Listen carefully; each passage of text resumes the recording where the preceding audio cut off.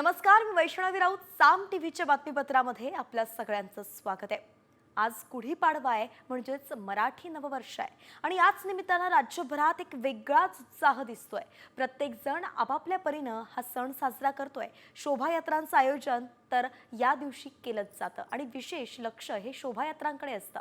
अगदी पारंपरिक वेशभूषेत ढोल ताशांच्या गजरात शोभायात्रा निघतात. गिरगाव, डोंबिवली, नाशिक, नागपूर अशा राज्यातल्या वेगवेगळ्या ठिकाणी शोभायात्रा सध्या निघाल्यात. यातील 3 ठिकाणची दृश्य आपण पाहतोय. गिरगावात, डोंबिवलीमध्ये, नाशिकमध्ये सकाळपासूनच संपूर्ण नागरिक रस्त्यावरती उतरले. बरं, इतकंच नाही तर डोंबिवलीमध्ये अनेक सिने कलाकारांनी, हास्य कलाकारांनी सुद्धा या शोभायात्रेत हजेरी लावली आहे. प्रत्येक जण आजच्या दिवशी संकल्प करत असतो आणि त्याच संकल्पानुसार पुढचं वर्ष हे जे ते आखलं जातं. प्रत्येकाकडनंच आज एक नवीन उत्साह जो आहे तो या ठिकाणी पाहायला मिळतोय.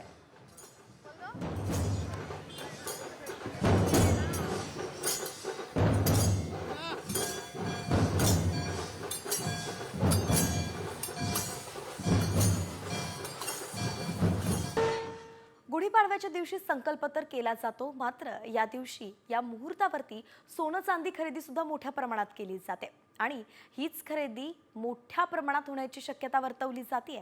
सध्या सोनाला 92,200 तर चांदी 1,05,000 रुपयांचा भाव दिलाय. राज्यात सोनं चांदीच्या खरेदीची उलाढाल 3 ते 3,500 कोटींच्याही पुढे जाण्याचा अंदाज. जळगावातून या संदर्भातला आढावा घेतलाय आमचे प्रतिनिधी संजय महाजन यांनी. पाहूयात. आज गुढीपाडवा, नवीन वर्षाची सुरुवात. मराठी नवीन वर्षाला सोनं खरेदीचं महत्त्व या ठिकाणी मानलं जातं. त्यामुळे आज सकाळपासून आपण बघू शकतो की जळगावच्या सुवर्ण बाजारामध्ये गर्दी आपल्याला बघायला मिळते आहे. जी गुढीपाडवा जे आहे, थोडंफार काय होणार, सोनं खरेदी केलं पाहिजे. आपण सोनं खरेदी घेतलं तर याचा मुहूर्तावर खरेदीने शुभ असतं असं या ठिकाणी मानलं जातं. जो भाव आहे 92,000च्या वरती या ठिकाणी आज भाव आहे. त्या तरी सुद्धा ग्राहकांनी या ठिकाणी खरेदीसाठी आपल्याला बघायला मिळत आहे आणि छोटी रक्कम का होईना त्यामध्ये आपण काहीतरी खरेदी करू शकतो. नथ असेल किंवा इतर कानातले असतील किंवा हार असेल, असं सर्व प्रकारचे जे दागिने ते या ठिकाणी आपण खरेदी करताना आपल्याला ग्राहक दिसत आहे. संजय महाजन, साम टीव्ही, जळगाव. आणि या सविस्तर घडामोडीनंतर आता आपण टॉप 50 कडे वळतोय. राज्यभरातील बातम्यांचा घेतोय वेगवान आढावा. महाराष्ट्राचं आराध्य दैवत आई एकविरा देवीच्या चैत्र यात्रेला गुढीपाडव्यापासून सुरुवात झाली आहे. ही यात्रा चैत्र पौर्णिमेच्या 12 एप्रिलपर्यंत सुरू राहणार आहे. दरवर्षी राज्यभरातून आणि इतर राज्यातून लाखो भाविक चैत्र यात्रेसाठी एकविरा गडावरती उपस्थिती लावतात.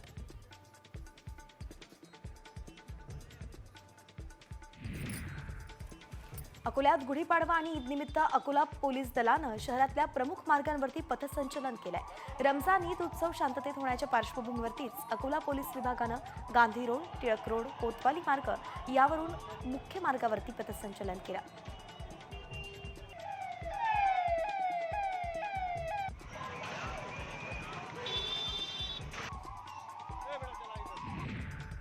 डोंबिवलीमध्ये ढोल ताशांच्या गजरात मराठी नववर्षाचं स्वागत करण्यात आलं.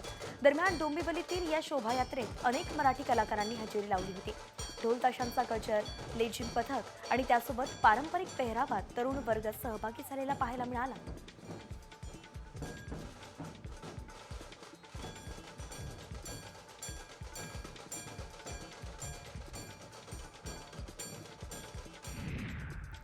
मराठी नववर्ष साजरं करण्यासाठी गुढीपाडव्याच्या निमित्तानं पारंपरिक वेशभूषा करत महिला शोभायात्रेमध्ये सहभागी झाल्या. डोंबिवलीत मराठी नववर्षाच्या स्वागतासाठी महिलांचा उत्स्फूर्त प्रतिसाद मिळताना पाहायला मिळाला.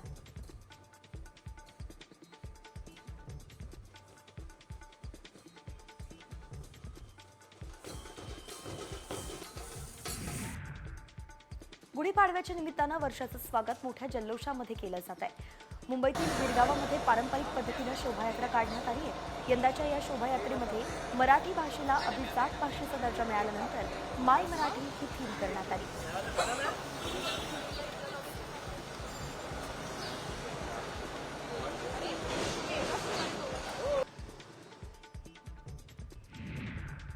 गिरगावात शाकाहारी विरुद्ध मांसाहारी वादाला गुढीपाडव्याच्या स्वागत यात्रेत आवाज मिळालाय. ज्या सोसायट्यांनी मराठी माणसांना शाकाहारी जेवणाचे निर्बंध घातले होते त्यांच्या विरोधात आवाज उठवण्यात आलाय.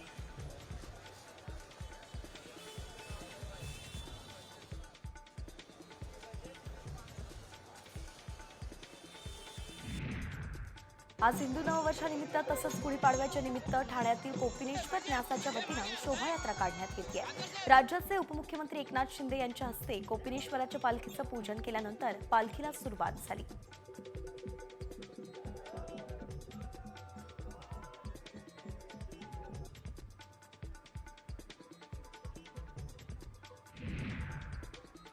नागपुरात गुढीपाडव्याचा चांगलाच उत्साह पाहायला मिळतोय.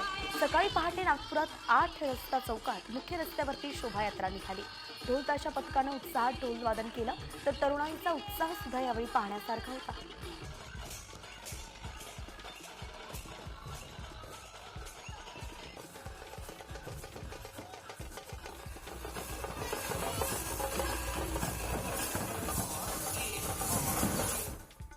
गुढीपाडव्याच्या निमित्त पंढरपूरच्या विठ्ठल रुक्मिणी मंदिरात विविध देशी विदेशी फुलांची आकर्षक सजावट करण्यात आली. फुलांच्या सजावटीमुळे देवाचं रूप अधिकच खुलून दिसतंय. झेंडू, जिप्सी, गुलाब, आष्टर अशा फुलांची सजावट करण्यात आली आहे.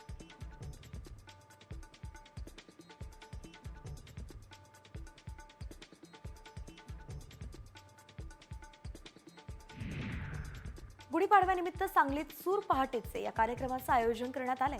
मराठी गीतांच्या मैफिलींना नववर्षाची सुरुवात झाली आहे. 3.5 मुहूर्तांपैकी एक मानला जाणारा आजचा सण असल्यानं आजच्या दिवसाला महत्त्व आहे.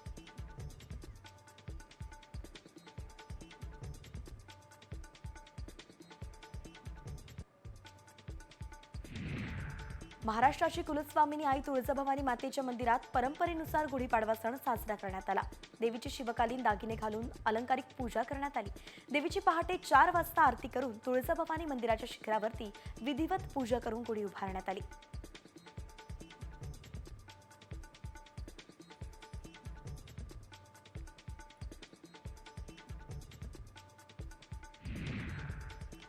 गुढीपाडवा आणि नवीन वर्ष यानिमित्त आई तुळजाभवानीच्या दर्शनासाठी पहाटेपासूनच भक्तांची लगबग पाहायला मिळतेय. राज्याच्या कानाकोपऱ्यातून भाविक आई तुळजाभवानीच्या दर्शनासाठी तुळजापुरात दाखल झालेत.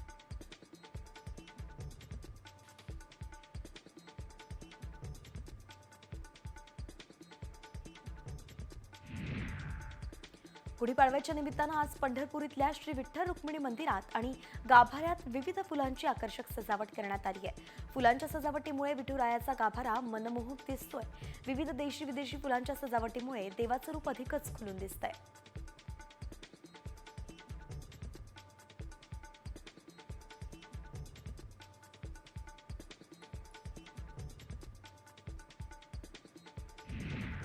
कोल्हापुरात नव्या वर्षाच्या मुहूर्तावरती शिवप्रेमींनी छत्रपती शिवाजी महाराजांचा पुतळा उभारला. पट्टण कोडोली हे गाव अतिसंवेदनशील असल्यामुळे या संपूर्ण भागात कोणत्याही महापुरुषांचा पुतळा उभारण्यात आलेला नाहीये. पण मध्यरात्री गनिमी कावा करत शिवसैनिकांनी छत्रपती शिवाजी महाराजांचा पुतळा उभारला.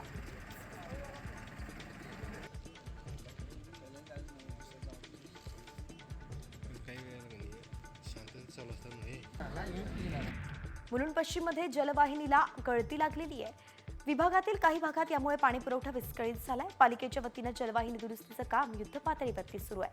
पाणीपुरवठा सुरळीत होण्यासाठी अंदाजे 10 ते 12 तासांचा कालावधी लागेल. तर नागरिकांना पाणी जपून वापरण्याचं आवाहन करण्यात आलंय.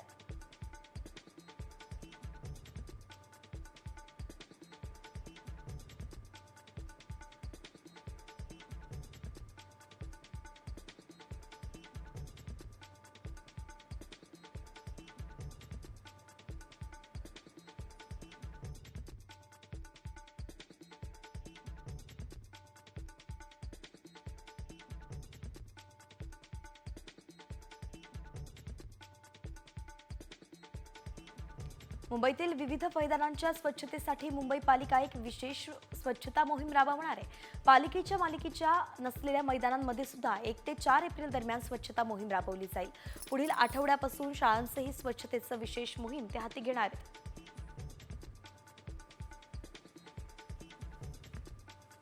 आणि एक मोठी बातमी सध्या समोर येतेय. प्रशांत कोरटकरला पोलीस आज कोर्टात हजर करणार आहेत. कोल्हापूर पोलीस कोरटकरची 5 दिवस कोठडी मागण्याची शक्यता आहे. कोरटकरनं ज्या ठिकाणी आश्रय घेतला, त्याला ज्यांनी मदत केली, त्याची ही चौकशी आता पोलिसांना करायची आणि म्हणूनच कोरटकरच्या कोठडीत वाढ होणार का हे पाहावं लागणार आहे. ते महत्त्वाचं ठरणार आहे. कोल्हापुरातून आढावा घेतलाय आमचे प्रतिनिधी अक्षय बडवे यांनी. पाहूयात.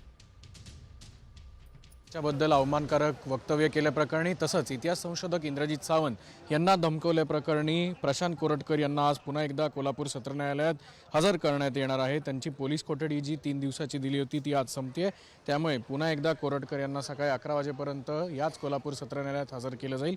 तत्पूर्वी आपण जर पाहिलं तर या सत्र न्यायालयात आपण मोठा बंदोबस्त जो पोलिसांचा आहे तो या ठिकाणी पाहायला मिळतोय. वरिष्ठ अधिकारी असतील, तसंच कर्मचारी असतील, तसंच रायट कंट्रोल पोलीस म्हणजेच RCP असेल यांची तुकडी जी आहे ती कोल्हापूर सत्र न्यायालयाच्या परिसरात तैनात करण्यात आलेली आहे. विशेष म्हणजे आज रविवार असल्याने सुट्टीचं न्यायालय आहे आणि त्यामुळे सुट्टीच्या न्यायालयात कुठलाही न्यायालय परिसरात कुठलाही गडबड गोंधळ होऊ नये, कारण मागच्या ज्या वेळेला सुनावणी झाली त्यावेळेला कोरटकर यांच्या विरोधात यांच्या जोरदार घोषणाबाजी करत त्यांच्यावर हल्ला करण्याचा प्रयत्नसुद्धा करण्यात आला होता. हा सगळा गडबड आणि गोंधळ रोखण्यासाठी पोलिसांचा मोठा फौजफाटा या ठिकाणी तैनात करण्यात येतोय. कॅमेरामॅन आदर्श कटकेसह अक्षय बडवे, साम TV न्यूज, कोल्हापूर. तर या प्रकरणाचा पुढचा तपास करण्यासाठी अजून 5 दिवसांची पोलीस कोठडी गरजेची आहे आणि पाहावं लागणार आहे की न्यायालय पोलिसांच्या बाजूनं आता निकाल देत आहे का. तुर्तास पुन्हा इतरही बातम्या त्यांचा वेगवान आढावा घेऊयात. मुंबईत 10 एप्रिलला मेट्रो 3 वर आरे ते वरळी या दरम्यान मेट्रो धावणार असल्याचं समोर आलंय. 10 एप्रिलपासून मुंबईकरांना गर्दी आणि गोंगाटाशिवाय थेट भुयारी मार्गाने प्रवास करता येणार आहे. आरे ते वरळी या प्रवासासाठी फक्त 36 मिनिटांचा वेळ लागणार आहे. तर या प्रवासाचं तिकीट फक्त 60 रुपये असेल.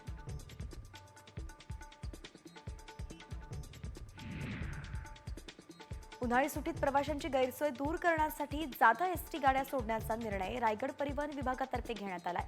15 एप्रिल ते 15 जून दरम्यान जळगाव जवळपास 16 ST बसेस दररोज सोडण्यात येणार आहेत आणि यामुळे लांब आणि मध्यम पल्ल्याच्या मार्गावरती होणारी गर्दी टाळता येईल.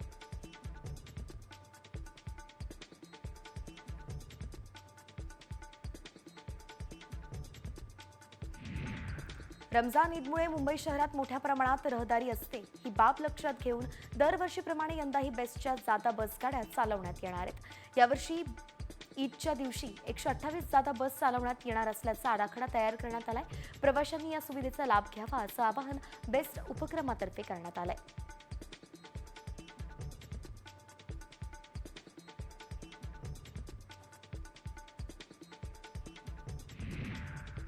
सरकारनं मच्छीमारांना सवलतीच्या दरात डिझेल पुरवठा करताना अटींमुळे शेकडो मच्छीमार बोटी डिझेल कोट्यापासून वंचित आहेत आणि या बोट मालकांना जादा खासगी डिझेलचा वापर करून मासेमारी करावी लागत असल्यानं आता मच्छीमारांना आर्थिक भुर्दंडही सहन करावा लागतोय. हा कोटा सरकारनं मंजूर करावा अशी मागणी मच्छीमारांनी केली आहे.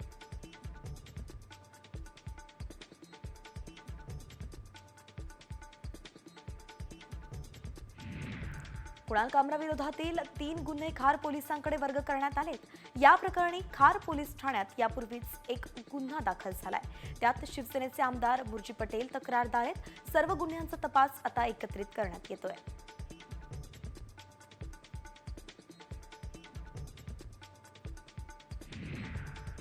दिल्ली कॅपिटल्सचा संघ आज हैदराबाद विरुद्ध 2 हात करण्यास सज्ज झालाय.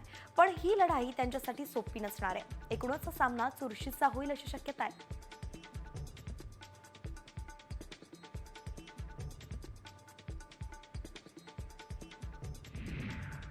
रॉयल चॅलेंजर्स बंगळुरूकडून एकतर्फी पराभव झाल्यामुळे आत्मविश्वास कमजोर झालेल्या चेन्नई सुपर किंग्सचा अजूनही चाचपडत असलेल्या राजस्थान रॉयल्स विरुद्ध सामना होतोय. पाहावं लागणार आहे की नेमकं आता यात कोण जिंकतंय.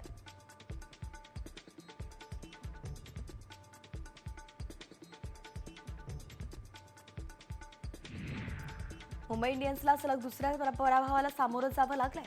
गुजरातनं मुंबईला 36 धावांनी पराभवाचा धक्का दिलाय. गुजरातचा हा या हंगामातला पहिलाच विजय, तर मुंबई इंडियन्सला पहिल्या सामन्यात देखील पराभवाचा सामना करावा लागला होता.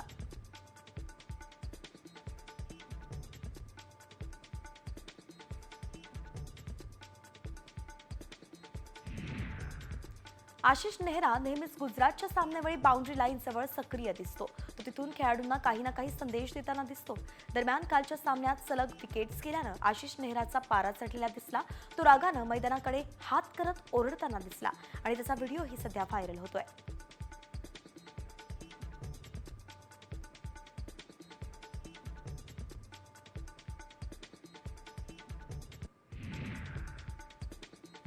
मुंबई इंडियन्स विरुद्धच्या सामन्यात गुजरातच्या शुभमन गिल आणि बटलरची तुफान फटकेबाजी पाहायला मिळाली.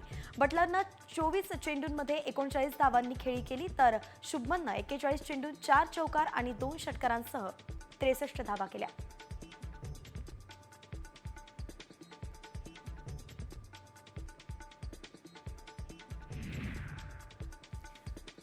भारताचे आयटी हब असलेल्या बंगळुरू शहरात आता ड्रोनद्वारे डिलिव्हरी सेवा देण्यात येते. स्काय एअर या कंपनीनं केवळ 7 मिनिटांत ड्रोनद्वारे डिलिव्हरी देण्याची ही सेवा बंगळुरूमध्ये सुरू केली आहे आणि या सेवेमुळे गुरुग्रामनंतर भारतातील ड्रोन लॉजिस्टिक्सचा स्वीकार करणारं बंगळुरू हे देशातलं दुसरं शहर ठरलंय.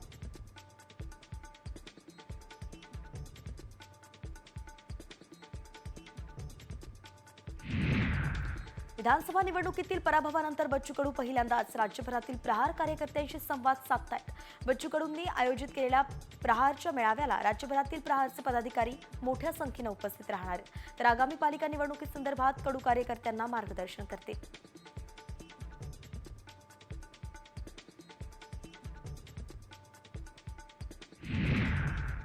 पंतप्रधान नरेंद्र मोदी हे आज गुढीपाडव्याच्या दिवशी नागपूर दौऱ्यावरती आहेत. संपूर्ण शहरात त्यांच्या स्वागताची तयारी झाली आहे. मोदी ज्या मार्गावरून आलेत त्या मार्गावरती फलक लावण्यात आलेत आणि हे फलक लक्ष वेधून घेत आहेत.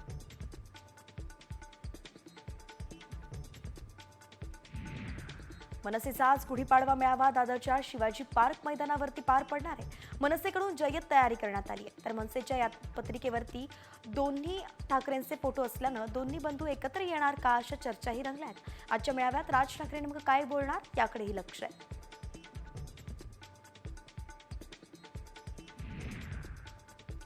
उद्योगमंत्री उदय सामंत यांनी फुगडी खेळण्याचा आनंद लुटलाय.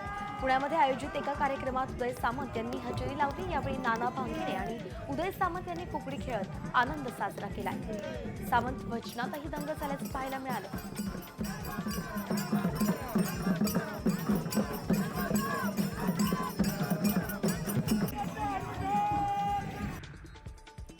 राज्यात 1 एप्रिल ते 7 एप्रिल पर्यंत अवकाळी पावसाची शक्यता असल्याचा अंदाज वर्तवण्यात आलाय. यात मुंबई आणि पुण्याला पाऊस पडणार असल्याचा अंदाज आहे, तर कोकण पट्टीमध्ये जास्त पाऊस पडणार असल्याचं कळतंय. गारपिटीची शक्यता आहे.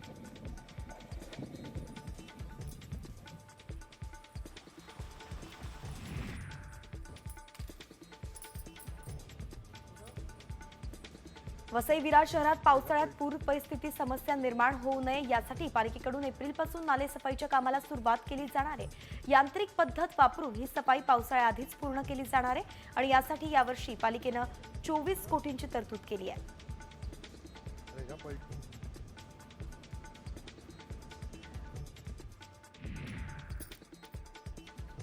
वसई विरारमधील कवडासमध्ये जलशुद्धीकरण केंद्रातील रोहित्रामध्ये झालेला बिघाड अद्याप दुरुस्त झालेला नाहीये.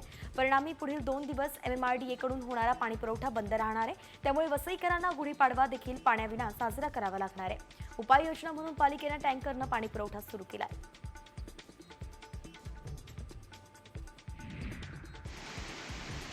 जळगावमधील निम्म्या जिल्ह्याची सिंचनाची आणि पिण्याच्या पाण्याची तहान भागवणाऱ्या गिरणा धरणाचा जलसाठा केवळ 35% आलाय. उन्हाच्या तीव्रतेमुळे मध्यम आणि लघु प्रकल्पांमधील साठा झपाट्यानं कमी होऊ लागलाय. उन्हाचं वाढतं प्रमाण पाहता आता जूनपर्यंत बहुतांश धरणं तळ गाठण्याच्या तयारीत आहेत.